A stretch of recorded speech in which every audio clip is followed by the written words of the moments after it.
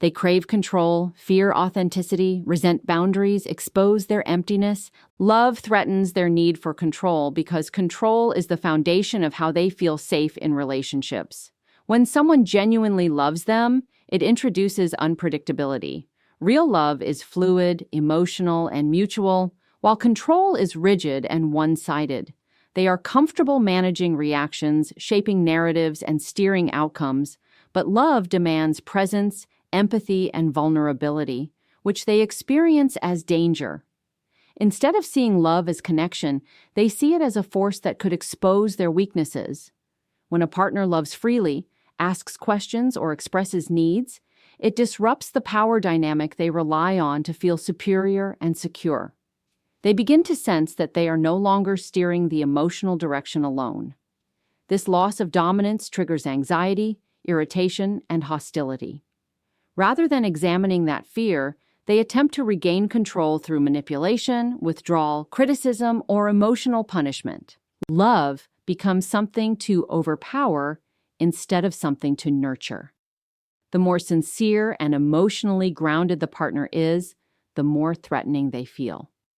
What looks like affection on the surface quickly turns into control disguised as care. In their mind, love is only acceptable when it can be managed, limited, and used as leverage. When love resists control, resentment quietly replaces affection. Intimacy exposes their inner emptiness because closeness removes the masks they depend on to survive. At a distance, they can perform confidence, charm, and strength, but intimacy demands consistency. It requires emotional depth, accountability, and the ability to sit with another person's feelings without dominating them. When someone gets close, they begin to sense the hollow space beneath the image. This realization is unbearable, not because the partner caused it, but because it reminds them of what they avoid confronting within themselves. True intimacy invites mutual reflection, and reflection threatens the fragile identity they have constructed. Instead of feeling seen and supported, they feel inspected and vulnerable. That vulnerability quickly transforms into shame, then into anger. To escape that discomfort, they sabotage closeness through distance, criticism, or emotional coldness. They may accuse the other person of being too needy or demanding, when in reality the connection is simply revealing what they cannot give. The partner's emotional presence becomes a mirror, showing the lack of substance behind the performance. Rather than filling that emptiness, they attack the mirror. In doing so, they protect the illusion of wholeness, even if it costs the relationship. Boundaries trigger fear and resentment because boundaries remove access to unchecked influence. When someone clearly defines limits, it signals self-respect, autonomy, and emotional awareness. For a narcissistic dynamic, this is deeply unsettling. They are accustomed to crossing lines without consequence, shaping rules to benefit themselves, and interpreting silence or compliance as permission. A boundary interrupts that pattern. It says no without hostility, and that calm refusal is what creates panic. Boundaries reveal that control is not absolute. They introduce consequences, accountability, and the reality that another person exists as a separate individual. This separation feels like rejection, even when it is healthy. Instead of recognizing boundaries as a sign of mutual respect, they experience them as a personal attack.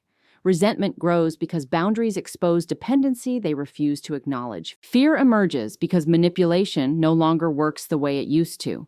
They may respond by testing limits, provoking guilt, or portraying themselves as the victim. The goal is not resolution, but restoration of access. Boundaries shine light on power imbalance, and when that imbalance is threatened, hostility follows. What should create safety instead awakens insecurity they cannot tolerate. Independence challenges their false superiority because it refuses to participate in the hierarchy they have created. A narcissist relies on others being dependent, impressionable, or easily influenced to maintain the illusion of control and dominance. When someone demonstrates self-reliance, confidence, and the ability to make decisions without their input, it undermines that carefully constructed image of superiority. Independence is a quiet rebellion. It doesn't argue, manipulate, or plead. It simply exists, showing that the other person does not need their validation or guidance to thrive. This can trigger insecurity and anger because it exposes how much of their identity is tied to being needed or admired. They may feel invisible or irrelevant when faced with a partner who operates autonomously. In response, they often attempt to reassert dominance through criticism, belittling achievements, or attempts to control choices subtly. Any action that highlights the independent person's competence or self-sufficiency is experienced as a threat. Rather than seeing independence as a positive trait, they interpret it as defiance or challenge to their authority. The more capable and self-directed the other person is, the more fragile their sense of superiority becomes, and resentment quietly festers beneath the surface. Authenticity mirrors what they lack because it reflects a level of self-awareness and emotional honesty they have long avoided developing. A narcissist's world is built on carefully crafted facades, illusions of perfection, and strategic performances designed to gain approval, admiration, or compliance. When someone around them expresses genuine thoughts, feelings, or values without distortion, it highlights the gap between who they are and who they pretend to be. This mirror effect is uncomfortable and even threatening because it forces them to confront the deficiencies they usually ignore. Authenticity exposes the absence of empathy, the inconsistencies in their narrative, and the vulnerabilities they work hard to conceal. Rather than inspiring reflection or growth, this confrontation triggers defensiveness, resentment, and sometimes subtle or overt attempts to diminish the authentic person. They may twist conversations, gaslight, or belittle sincerity, trying to make it seem flawed or unnecessary. The authenticity of others challenges their control over perception and disrupts the illusion of superiority. It's not that they dislike honesty or truth in principle, it's that truth illuminates their insecurities and failures. Every moment of genuine self-expression becomes a reminder of what they lack, and in their mind, attacking or undermining that authenticity feels safer than facing their own emptiness. When you understand these reasons, the confusion begins to fade. Their behavior is no longer personal, mysterious, or self-defining.